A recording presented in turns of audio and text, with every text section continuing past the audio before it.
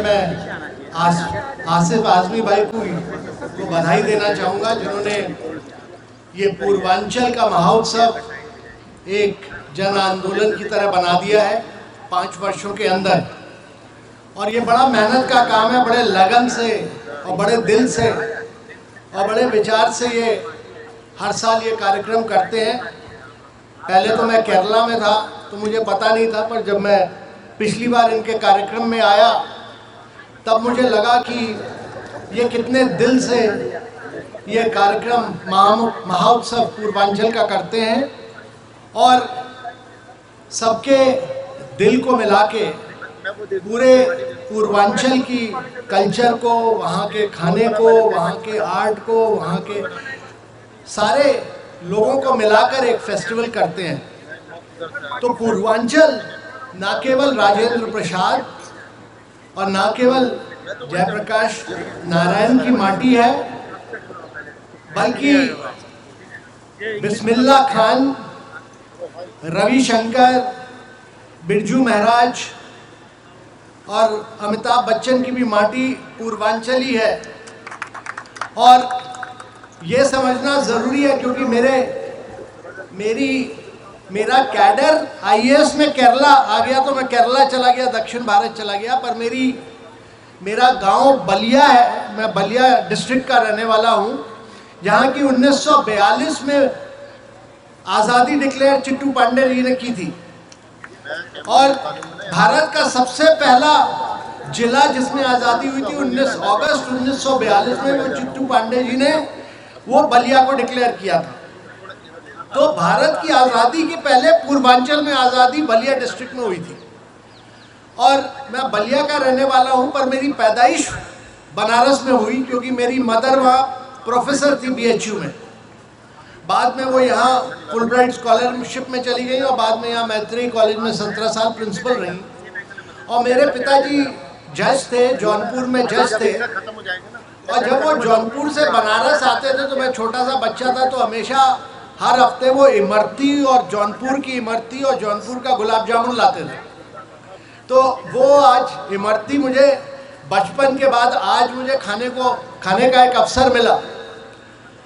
मुझे बहुत खुशी है कि ये ताना बाना ट्रुप बनारस से आया, क्योंकि पूर्वांचल का जो कल्चर है उसमें फोक सॉन्ग और फोक डांसेस का बहुत बड़ा एक महत्वपूर्ण रोल रहा है।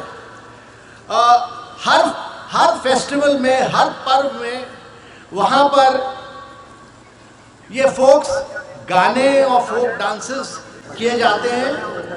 दीपावली के समय कहरवा और आल्हा और कजरी और रेनी, और जब बारिश होती है तो आल्हा और काजरी, और जब जाड़ा होता है तो फिर आल्हा और काजरी, और होली के समय फाग। और पूर्वांचल के जो फोक सॉन्ग्स हैं वो आज आप देख रहे हैं कि भोजपुरी गानों में और भोजपुरी फिल्मों में बहुत तरह तरह से इनोवेट किए जा रहे हैं। और इसीलिए भोजपुरी फिल्म्स बड़ी पॉपुलर और लगातार हिट होती चली जा रही हैं। और उसका खास कारण ये है कि भोजपुरी फिल्म्स में वहाँ के कल्चर के साथ इनोवेशन किया गया है। और इसी तरह ताना बाना ट्रुप बहुत अच्छा लगा सुन के, क्योंकि न केवल कबीर के पदों को जो इन्होंने गिटार के साथ और मॉडर्न इंस्ट्रूमेंट के साथ एक नया इनोवेशन दिया, बल्कि आज़ादी के गानों को बड़ी अच्छी तरह इन्होंने गाया। ये कबीर चौरा का बनारस का एक ट्रुप है, और अगली बार जब मैं जाऊंगा तो मैं ज़रूर कबीर चौरा जाऊंगा इनसे मिलने के लिए। मुझे बड़ी खुशी हुई और बहुत कमाल का गाने गाए इन लोगों ने। सो ताना बाना ट्रुप को मैं बहुत बहुत बधाई देता हूं। और मेरा तो आसिफ आजमी भाई से ये रिक्वेस्ट रहेगी कि अगले साल के माटी उत्सव में इनको भी एक अवार्ड दीजिए, ताना बाना ट्रुप को। बहुत ज़रूरी है, क्योंकि पूर्वांचल के गानों को, कबीर के गानों को, आज़ादी के गानों को ये मॉडर्न कॉन्टेम्प्रेरी तरीके से आगे ले जा रहे हैं। तो मैं फिर से, आज आप सब लोग गाना सुनने आए हैं, कल्चर और भाषण सुनने नहीं आए, कल्चर देखने आए हैं। तो मैं आप सब लोगों को बहुत बहुत बधाई देना चाहूँगा कि आप सब लोग, पहली बात इसलिए बधाई देना चाहूँगा क्योंकि आप लोग पूर्वांचल के रहने वाले हैं।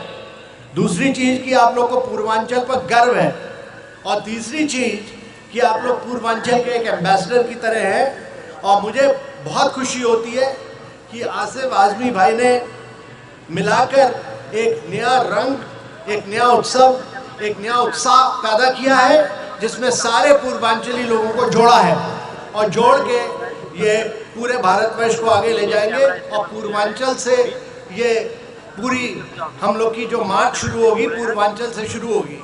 मेरे तरफ से जो भी मदद हो पाएगी पूर्वांचल ये माटी उत्सव के लिए मैं पूरी मदद करूंगा, पूरी सहायता दूंगा। मैं फिर से आप लोगों को बहुत बहुत बधाई देता हूं और बहुत बहुत शुक्रिया, बहुत बहुत धन्यवाद आप सब।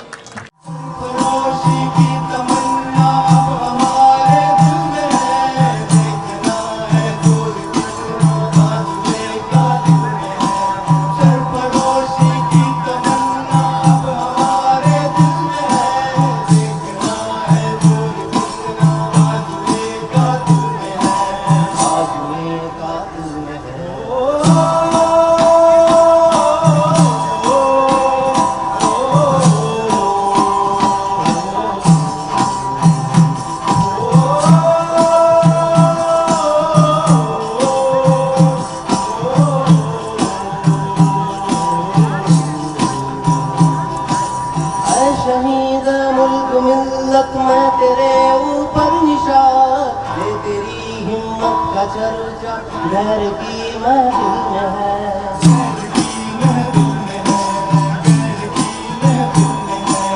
आज फिर मक्तल में कातिल कह रहा है बार बार, आए वो शौक़े सआदत जिनके दिल के दिल में है, जिनके दिल में है, जिनके दिल में है, जिनके दिल में है।